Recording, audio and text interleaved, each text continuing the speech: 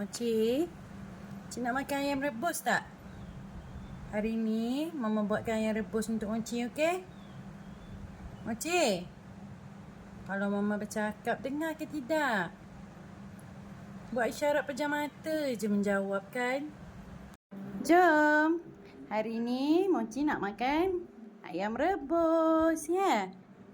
Ya, sekarang Cik dah boleh makan ayam rebus, okey? Nah, bismillah.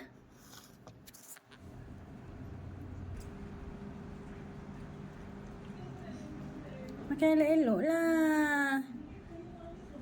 Elok. Makan. Suka?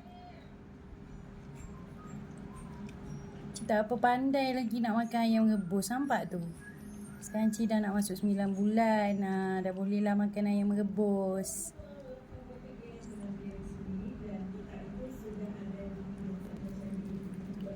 Sedap? Seronoknya.